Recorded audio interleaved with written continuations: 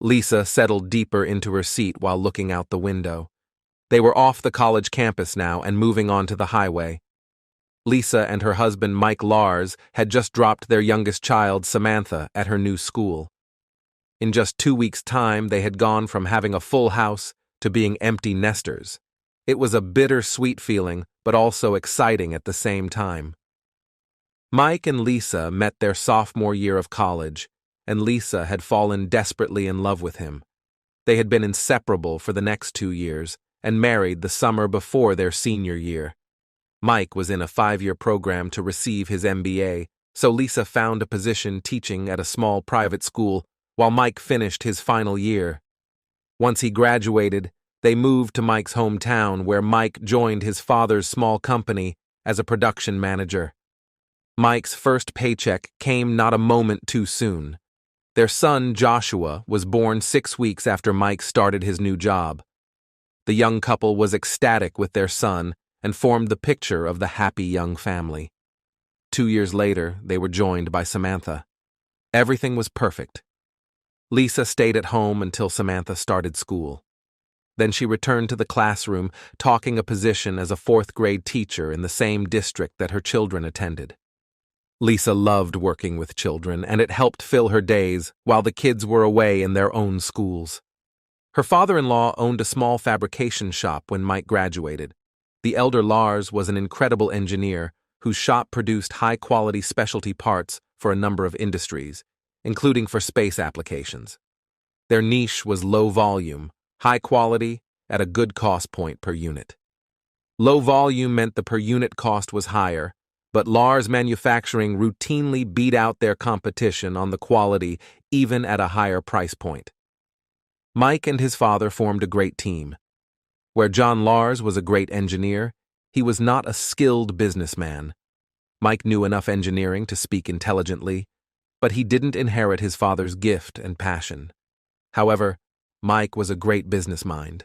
Mike handled sales, negotiations, and supply chain, leaving his father free to design and invent. Mike was able to reduce their prices while John kept up the quality. Together, they built Lars Manufacturing into the powerhouse in their niche. 6 years ago, tragedy struck when John Lars had a massive stroke and died at his desk. He was only 55, but was also overweight and smoked. He would loudly proclaim that eating and smoking helped him concentrate on his designs. It might have been true, but it also probably cost him his life. Mike took over full control of the business and hired 3 young engineers to fill John's role. 2 of these engineers were competent workers. The third, Tony Gillis, showed the same creative spark John had. After 2 years, Tony was named Director of Engineering and formed almost the same partnership Mike had with his dad. The biggest difference was John and Mike were family, so shared ownership responsibilities. Now with John gone, Mike assumed total ownership. This caused longer hours and more travel than ever before. Lisa looked over at her husband. At just 40, Mike still looked good.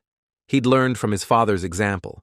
His dark hair was just touched with gray, and he kept himself in shape. Never a runner, Mike preferred water sports, such as whitewater rafting and scuba diving, to keep active. Lisa was never that into getting wet, but was happy to lie out on the dive boat while Mike and their 2 kids did their dives. Not that Lisa let herself go. Long hours at the gym doing Pilates, Zumba, and yoga kept her in great shape. Lisa's 5'5" trim figure, B-cup breasts, and taunt ass turned heads wherever she went. A 4th-grade teacher, Lisa was popular with the fathers on back-to-school nights. Having the kids off to college at once was a surprise. Josh graduated 3rd in his high school class and was accepted into the same engineering school his grandfather attended. The school focused on the practical and forced students to take 3 6-month co-ops during their 5-year program. Josh would finish the 5 years with his MS in nuclear engineering if he stayed on task. Yes, where his grandfather focused on practical mechanical engineering, Josh wanted something a bit flashier, but Josh wasn't the surprise. That was Samantha. Sam graduated a full 2 years early and pushed her older brother out of the second place of their graduating class. Josh simply laughed and was proud of his baby sister. Sam had worked incredibly hard the last 3 years to graduate early, and he said she deserved it. Josh did tease her a bit about missing the valedictorian slot due to a B+ in an art class. Now Sam was starting a pre-med and molecular biology program at an Ivy League school. Lisa was happy for her daughter, but saddened that she would miss seeing her daughter have the traditional high school experience. Lisa was a bit biased, but was certain her daughter at 18 would be a sure winner for prom queen. They had grown apart a bit the last few years, and a part of Lisa wished to have those 2 years to reestablish her relationship with Sam. Lisa turned without a word to look back out the window. Things would be so different now. The next few weeks would be rough for everyone, but it had to be done. "Any regrets?" Mike asked. Lisa sighed. "A few, but I'll live with them. It's time for a new chapter in our lives." Mike laughed. "You make it sound like we're dying. Hell, with instant messaging and Skype, it will be almost like the kids have never left." "That's true," Lisa agreed. During the next 4 hours of their drive, Lisa and Mike engaged casual conversations of a long married couple, neighborhood gossip, things around the house, and other mundane things. Today was a Thursday, and Mike had taken Friday off to do some things around the house, so Lisa was loading up the honey-do list. Finally, they arrived home, and Mike pulled the minivan into its slot in the garage. Normally, the 3-car garage housed the 2-year-old minivan, Mike's Camry, and the 2013 Corvette Mike bought himself. The Veta was a bone of contention for Lisa. Mike had simply shown up with it one night 2 years ago, without a word to her. Mike said it was a gift for the company, signing their largest contract to date on a large contractor on a NASA contract. Technically, it was owned by the company, so Lisa had limited room to complain. The kids had loved it immediately. Once the van was parked, Lisa pulled her slightly sore body out of the van. 8 hours in the car today, lugging all of Sam's stuff into her dorm, and the rough sex the night before had Lisa dying for a hot shower and bed. "I need to run out for milk," Mike said, even as he climbed out of the van also. Lisa groaned. "Why didn't you stop on our way in?" Their house was 10 minutes out of town, and they had passed 2 stores after they left the highway. "You looked like you needed to get home, and I don't mind." Lisa felt a small bubble of gratitude at Mike's consideration. He was such a good man at times. "I'm taking the Veta. It's a gorgeous night, and a hell of a lot more fun to drive than that minivan." Lisa waved that off. Before Lisa was even in the house, Mike was in the car and pulling out of the garage. With a roar of the V8, he was gone. Lisa walked up to her room and undressed for her shower. She felt like she was missing something. Mike was such a great guy. In many ways, he was the perfect husband and father. But soon, he would be gone, and Lisa would be on her way to her new life. 3 years ago, Mike's constant travel was getting to her. The company was doing great, the kids were great, but Lisa felt alone. Intellectually, Lisa knew it wasn't Mike's fault after losing his dad, but emotionally, Lisa was feeling abandoned. One night when Mike was away and the kids were off with their friends, Lisa went to a restaurant with some fellow teachers. They had fun and a few bottles of wine to support that fun. On a whim, they carried on to the club next door. She'd been dancing with Bob Weirner, a fellow teacher, when someone cut in. It was Tony Gillis, the engineer from Mike's company. Tony was a wonderful dancer and Lisa had a great time. When the other teachers left, Lisa stayed to dance some more. When the night came to end, Tony called her a cab to get her home. She gave him a warm hug and a peck on the cheek before climbing into the cab. A week later, Mike was again off on a trip, and Tony sent her a text inviting her out to another night of dancing. Lisa was thrilled and had another great night. She met several of Tony's friends, and they welcomed her to their group. Lisa felt more alive than since she and Mike were first married. Lisa knew it was harmless fun and innocent, but never mentioned it to Mike. It felt a bit naughty, and she saw it as her own little revenge for leaving her alone so often. The dancing became a regular event when Mike was on travel. Josh was involved in hockey, so was usually out for practices until 11 p.m. because they didn't get ice time until 9. He would go home after school, eat dinner, and be gone before Lisa was due home from school. So he never noticed Lisa's absences. Samantha was trickier. She wasn't into sports, so Lisa signed her up for a series of enrichment classes at the local community college. The classes were on different nights, so Lisa's nights out had no pattern. Plus, she never went on weeks when Mike was home. Tony was a blessing and became her best friend and confidant. He would sit at dinner before their dancing and listen to her talk about how Mike left her alone. She did admit, with a shy smile, how now, with the dancing, she looked forward to his absences. Tony was her rock. Hesitantly at first, Tony started to confess how he felt misused by Mike also. Tony opened up how Mike ignored good engineering to squeeze more profit out of the business. How Mike sold ideas Tony developed to their customers for huge money and never shared the proceeds with Tony. Lisa was furious on behalf of her new best friend and wanted to confront Mike right away. Tony calmed her down, saying that legally, Mike had him bound by a contract he'd signed when he first joined the company. The company owned the intellectual property rights to anything the employees developed, so nothing forced Mike to share the wealth.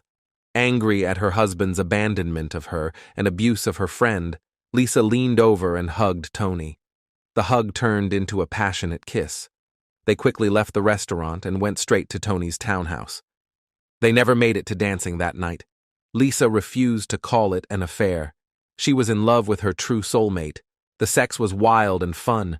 Tony was the man she was meant to be with. The 36-year-old mother of 2 and schoolteacher wanted to divorce her husband and move on to a new life with her true love, her husband's 29-year-old employee. They still went dancing once a week, but any other time, Lisa got that the kids and Mike were out of the house. She was often in Tony's bed. 2 things stopped her from going forward with her divorce, though. The first were her kids. She'd seen enough of her students go through divorces that she didn't want them to grow up in 2 homes. Mike was a great father when he was home, and she had enough residual feeling for him to want him to still be with his kids, but she wouldn't give them up either. The second was a suggestion from Tony. Mike had just promoted Tony to director of engineering with a much larger paycheck and a great annual performance bonus. Tony wanted to wait a while so he could establish himself in the position and with the customers. Tony said that Lisa could get the company as part of the divorce, and they would run it together the way it was supposed to be run. Tony claimed the engineering and production staff would support Tony over Mike, who was seen as an absentee boss. Together, the lovers developed their plan for their own future and support. They would wait for Samantha to graduate before starting to activate their plan. In the meantime, Tony would develop his support among the employees, so they were ready when the time came. Lisa stepped dripping naked from her shower. Her muscles felt relaxed for the first time all day. She and Tony had celebrated Sam's leaving for school the night before, and her lover wore her out. He slammed her so hard in all her holes that sitting in the minivan all day was hard. Sam's early graduation allowed them to move up their plan a full 2 years, and Tony's was really excited. The hot water and lotions had done wonders, and now she was ready to crawl into bed. Hopefully, Mike didn't want to celebrate with her tonight.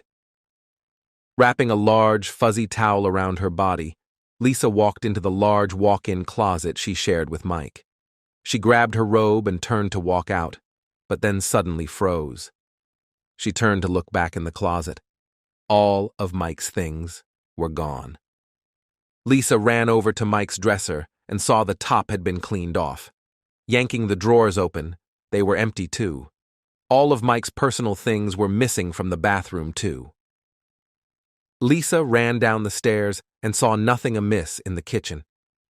It was in the family room she noticed that some of the family photos were missing from the wall, and Mike's movie collection was gone too. Her panic was complete when she reached Mike's home office and it was completely cleaned out.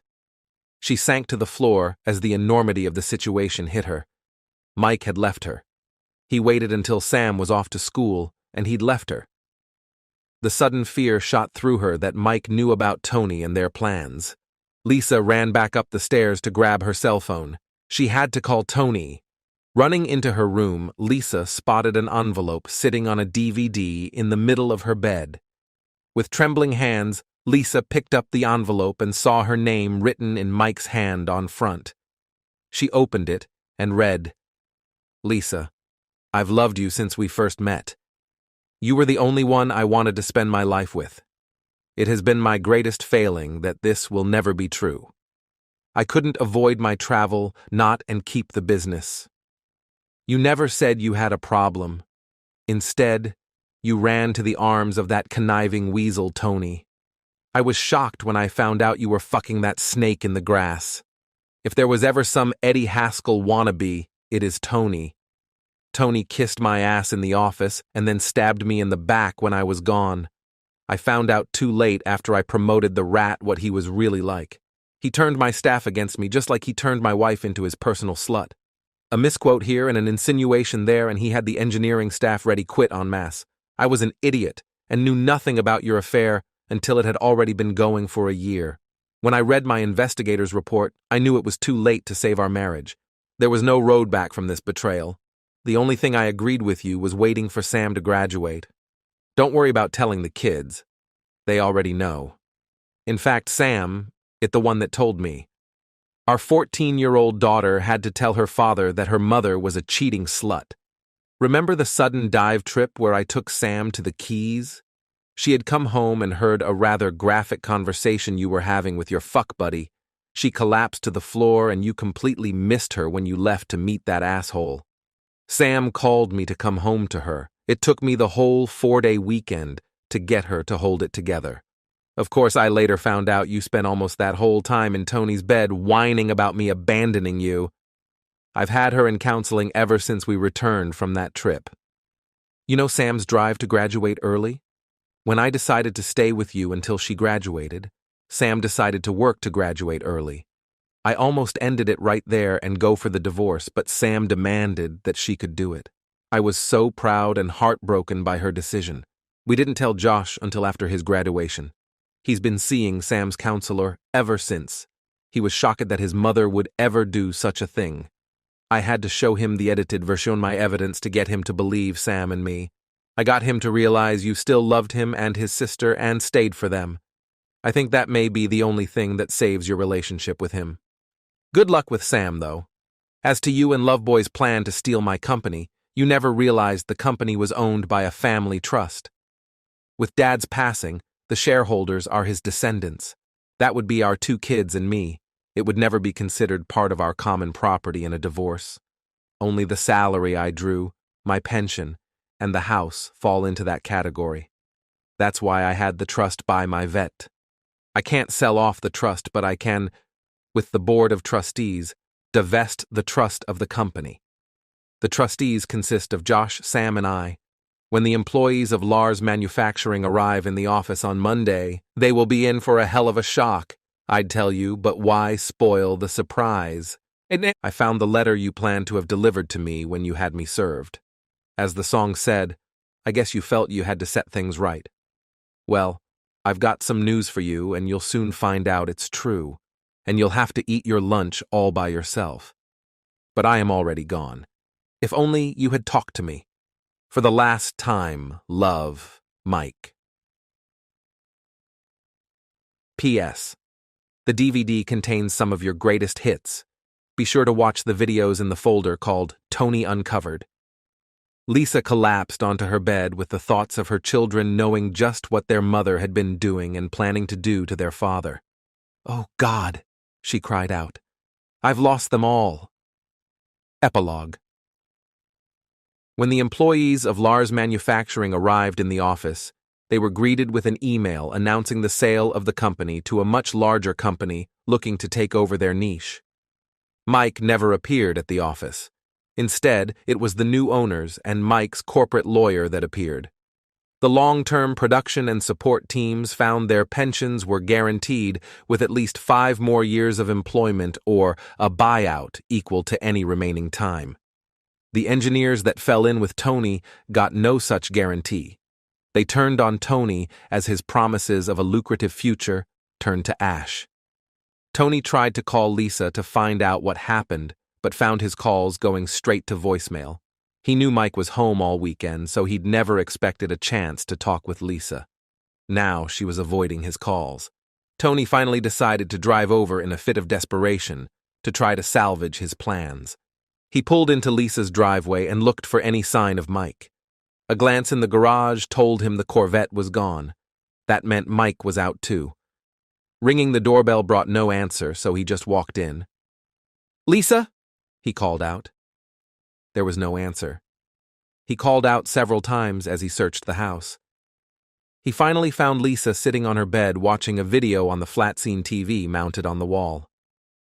"Lisa?" he asked. Seemingly ignoring him, Lisa reached out a hand with the remote and pressed play. The TV sprang to life, and Tony was shocked to hear his own voice coming from the screen. "Well, the bitch is hot," the on-screen Tony was saying. Tony recognized it was his own entertainment room and several of his friends. "I don't think I could have done it if she wasn't. A little TLC and she was on my cock in an instant. I'm going to take that asshole's company away by screwing his old lady into giving it to me. Hell, I'll wait a few years and bang his daughter too. She's hot as shit, but I can't do jailbait." That was met by rough laughter and vulgar suggestions shouted by his friends. Tony recognized when the video was recorded. It was 8 months ago. The same day it was announced that the 16-year-old referred to would be allowed to graduate that year. Tony was so excited to have his plans move forward by 2 whole years. Lisa paused the video. "Get out," she said in a dead voice. "You've cost me everything and Mike has destroyed us both." "Lisa, Get out. If Mike hadn't taken his 40 Sig Sauer with him, I'd have shot you as you came in the door and then one for me. Just go.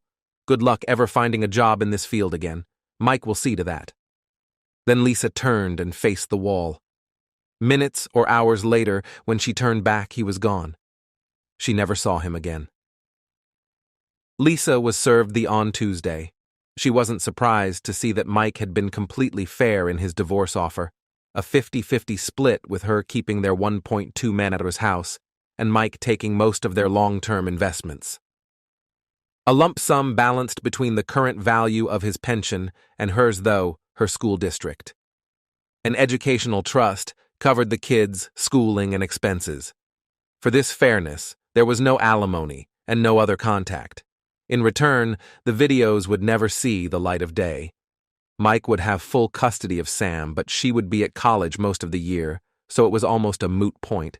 A personal note from Sam, though, said she refused to be forced to spend the next 2 years of school breaks with my mom and her fuck buddy. Reading such words in her sweet daughter's handwriting was even worse than those damned videos. What had she done?